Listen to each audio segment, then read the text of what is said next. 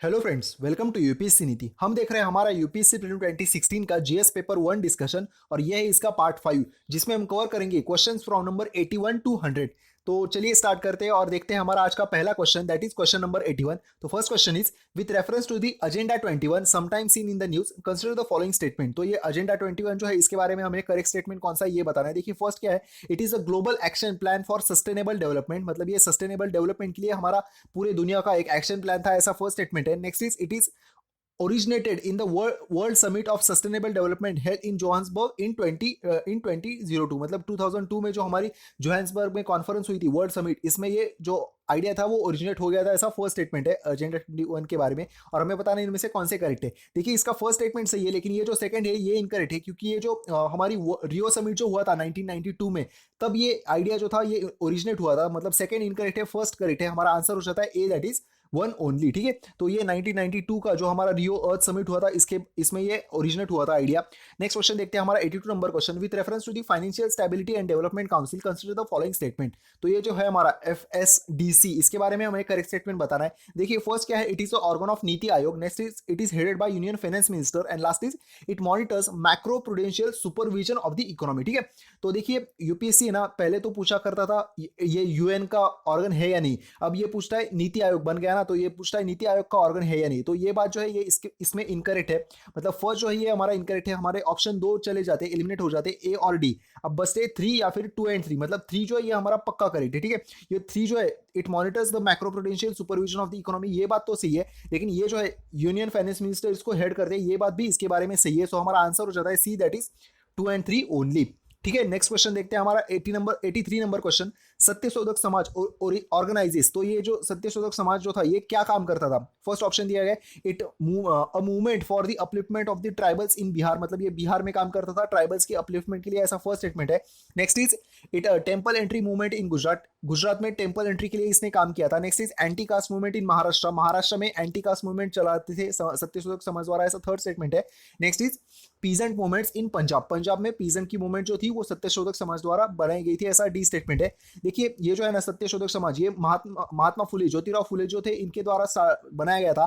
तो ये महाराष्ट्र के थे ना, तो ये इसका आंसर हो जाता है A, that is it is an anti caste movement in Maharashtra. ठीक है, Satyashodhak Samaj Mahatma Jyotiba Phule in Maharashtra.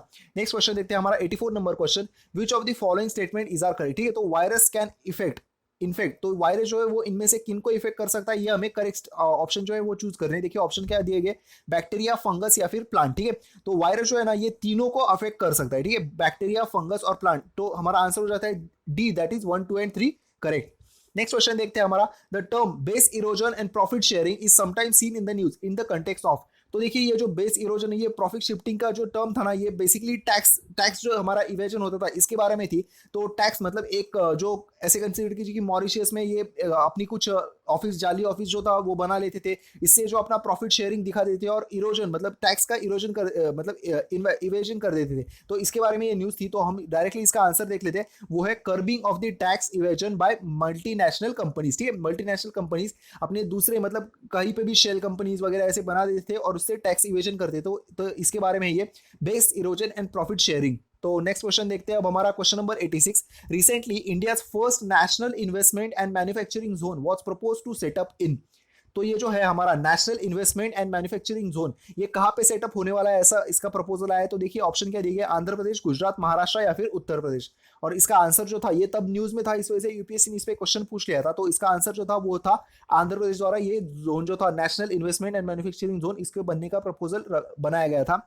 Next question देखते हैं अब हमारा क्वेश्चन नंबर 87, व्हाट इज या फिर आर द पर्पस या फिर purposes of district mineral foundation of India. ठीक है, ये जो डिस्ट्रिक्ट मिनरल फाउंडेशन है इसका पर्पस क्या था, ऐसा ये क्वेश्चन है। तो देखिए ऑप्शन क्या है, promoting mineral exploration activities in mineral rich district, मतलब मिनरल रिच जो डिस्ट्रिक्ट है हमारे उनमें मिनरल एक्सप्लोरेशन काम जो है इनको प्रमोशन करना है, ऐसा ये फर्स्ट स्टेटमेंट है। Next is protecting the interest of persons affected by mining operation, mining operation से जो भी लोग जो होते ये अफेक्ट हो जाते, इनके इंटरेस्ट को ध्यान रखना, ऐसा ये बी स्टेटमेंट सेकंड स्टेटमेंट दिया गया है। Next is it authorising the state government to issue the licence for mineral exploration, मतलब मिनरल एक्सप्लोरेशन के लिए जो लाइसेंसिंग की जो प्रक्रिया होती है इसको ऑथराइज करने का काम ये इसके द्वारा स्टेट गवर्नमेंट को ये इशू करता है, ऐसे ये थर्ड स्टेटमेंट है। और हमें बताना इनमें से कौन से करेक्ट है। देखिए इसका जो है ना फर्स्ट एंड थर्ड जो ये बात इनकरेक्ट है। इसका मेन जो काम था, जो कोई भी पर्सन जो होते हैं जो माइनिंग एक्टिविटी की वजह से अफेक्ट हो जाते हैं, इनके इंटरेस्ट को ध्यान में देना, प्रोटेक्ट करना, इनके बारे में था, ये बनाया गया डिस्ट्रिक्ट मिनरल फाउंडेशन। ठीक है, तो हमारा आंसर हो जाता है 2 करेक्ट, तो ऑप्शन है B, that is 2 only. Next question देखते हैं अब हमारा 88 नंबर question. Swayam is an initiative of government of India which aims at. तो सबसे पहले बता देता हूँ, स्वयं जो था ना वो एचआरडी मिनिस्ट्री द्वारा बनाया गया था। तो अब देखते हैं एचआरडी मिनिस्ट्री, आप इसे मतलब गेस कर सकते हैं इसका ऑप्शन क्या हो सकता है। Promoting the self help groups in rural India. ठीक है, तो HRD ministry self help groups के लिए कोई काम मतलब होता तो नहीं होगा, आई थिंक सो, तो ए ऑप्शन नहीं है। Next is providing financial and technical assistance to young startup entrepreneurs, ये हो सकता है क्योंकि यंग है तो कोई मतलब हो सकता है। Next is promoting the education and health in adolescent girls. ठीक है, एजुकेशन है तो भी देखते हैं अभी।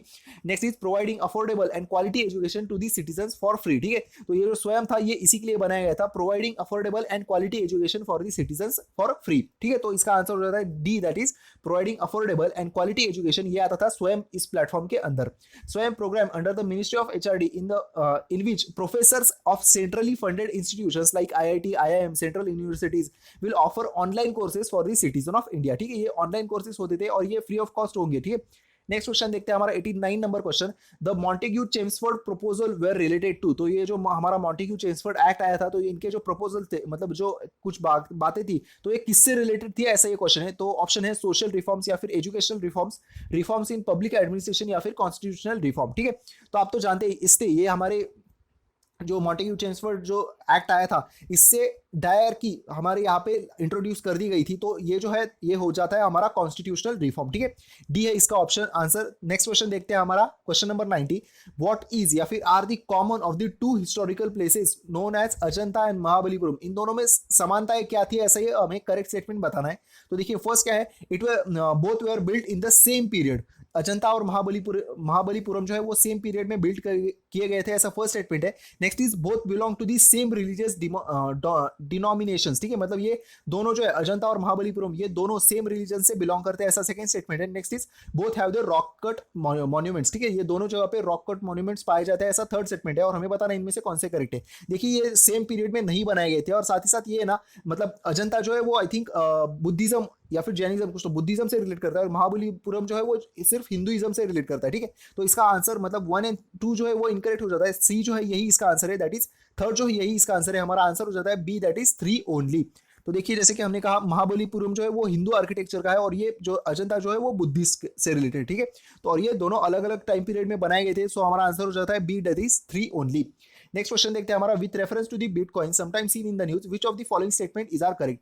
तो बिटकॉइंस के बारे में कौन सा स्टेटमेंट करेक्ट है ये हमें बताना है। देखिए फर्स्ट क्या है, bitcoins are tracked by the central banks of the countries. ठीक है, मतलब बिटकॉइन जो होते हैं वो सेंट्रल बैंक जो हर एक देश की जो सेंट्रल बैंक होती है इसके द्वारा ट्रैक किए जा सकते हैं, ऐसा फर्स्ट स्टेटमेंट है। Next is anyone with the bitcoin address can send और receive bitcoins from anywhere anyone else with the bitcoins from anyone else with the bitcoin address. मतलब आपके पास बिटकॉइन का एड्रेस है और सामने वाली कोई एक्स व्यक्ति है, इसके पास भी बिटकॉइन का एड्रेस है, तो आप दोनों जो है वो इसको शेयर और सेंड रिसीव कर सकते हैं, ऐसा ये सेकंड स्टेटमेंट है।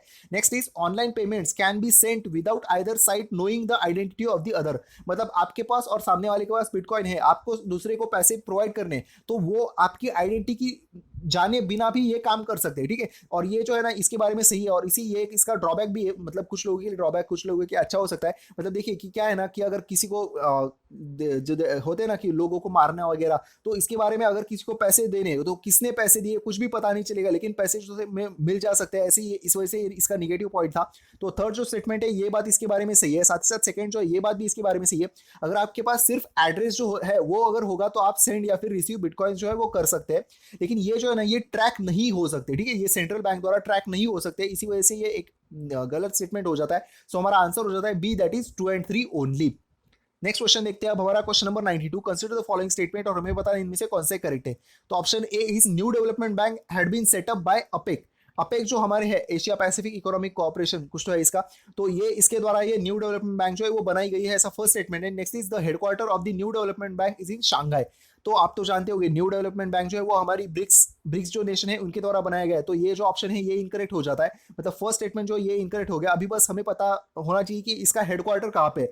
तो कैसे याद रखना है, देखिए ब्रिक्स है ना, BRICS, तो जो एस आखिर में आता है ना उससे ही इसका जो मतलब हेडक्वार्टर है, ऐसे याद रखिए शांघाई में है। ठीक है, ब्री से बीजिंग नहीं याद रखना है, एस जो है आखिर में इससे इसका शांघाई ये याद रखना है। ठीक है, तो ऑप्शन जो है जो 2 दैट इज यही हमारा आंसर है करेक्ट। अपेक नहीं, ये ना हमारा ब्रिक्स जो है ग्रुप इसके द्वारा ये न्यू डेवलपमेंट बैंक बनाया गया था। और देखिए न्यू डेवलपमेंट बैंक इस पे 2015 में भी क्वेश्चन पूछा गया था और 2016 में भी एनडीबी पे क्वेश्चन पूछा गया है। तो क्वेश्चन जो है वो कुछ ना कुछ मतलब एक उनमें क्वेश्चंस में कुछ तो कॉमन लिंक जो है वो होता भी है। ठीक है, तो ब्रिक्स द्वारा बनाया गया था और शांघाई में इसका हेडक्वार्टर है। नेक्स्ट क्वेश्चन देखते हैं हमारा 93 नंबर question, Gadgil committee report and Kasturirangan committee report sometime seen in the news are related to. तो ये जो दोनों रिपोर्ट है ये किसके बारे में, कॉन्स्टिट्यूशनल रिफॉर्म्स जी नहीं, गंगा एक्शन प्लान ये भी नहीं, लिंकिंग ऑफ द रिवर्स नहीं, इसका आंसर है वो है प्रोटेक्टिंग वेस्टर्न घाट्स। ठीक है, वेस्टर्न घाट्स पे माधव गाडगिल कमेटी का रिपोर्ट और साथ ही साथ कस्तूरी रंगन कमेटी रिपोर्ट, ये जो दोनों थे ये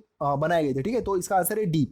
नेक्स्ट क्वेश्चन देखते हैं अब हमारा question number 94, consider the following, और हमें बताना है कि इसमें से केशव चंद्र सेन इसमें से किसके साथ एसोसिएटेड है। ठीक है, तो ऑप्शन ए दिया गया है Calcutta Unitarian committee, next is tabernacle, ये कुछ तो गलत प्रोनाउंसिएशन हो जाएगा, ऑफ द न्यू डिस्पेंशन। ठीक है, ये है। And next is Indian reform association. तो कौन सी बातें थी जिसके साथ केशव चंद्र सेन जो थे वो एसोसिएटेड थे। देखिए ये जो फर्स्ट ऑप्शन है ना कलकत्ता यूनिटेरियन कमेटी, ये राजा राम मोहन रॉय जो थी इनके द्वारा बनाई गई थी, मतलब फर्स्ट जो है ये हमें नहीं चाहिए, तो ए और डी जो है वो चला जाता है, 3 जो है ये फिक्स है, that is Indian reforms association. लेकिन ये जो 2 जो है ये भी इसके इनके ये एसोसिएटेड थे, तो हमारा आंसर हो जाता है B, that is 2 and 3 only. ठीक है, ये इसके साथ एसोसिएटेड थे और ये जो हमारा कलकत्ता यूनिटेरियन कमेटी थी ये राजा राम मोहन रॉय द्वारा एस्टेब्लिश कर दी गई थी।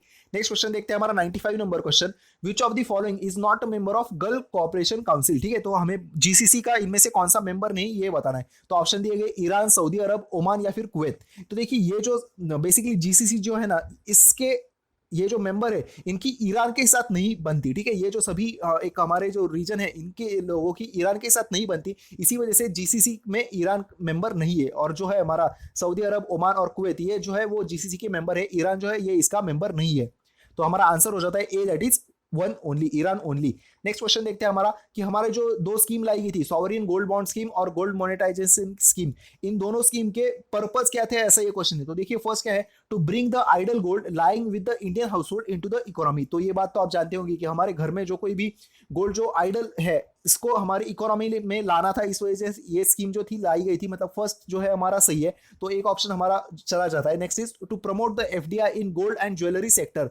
तो एफडीआई के बारे में ये नहीं था, मतलब सेकंड जो ये इनकरेक्ट हो जाता है। Next is to reduce the Indian independence on the gold imports. तो ये बात भी सही है कि हमारा इंपोर्ट जो था ना वो गोल्ड पे बहुत ही ज्यादा है, और इसे कम करने के लिए ये जो दोनों स्कीम थी ये लाई गई थी। तो आंसर हो जाता है 1 and 3। ठीक है, 1 and 3 करेक्ट, तो हमारा आंसर हो जाता है सी, दैट इज 1 and 3 ओनली। देखिए गोल्ड मोनेटाइजेशन स्कीम जो था ना इस पे मेंस में भी 2015 में क्वेश्चन पूछा गया था, और मेंस के भी क्वेश्चन जो होते हैं वो हमारे लिए इंपॉर्टेंट हो जाते हैं, मतलब पिछले साल के, तो इसी वजह से ये भी अच्छे से देख लिया कीजिए। तो आंसर है हमारा C, that is 1 and 3 correct.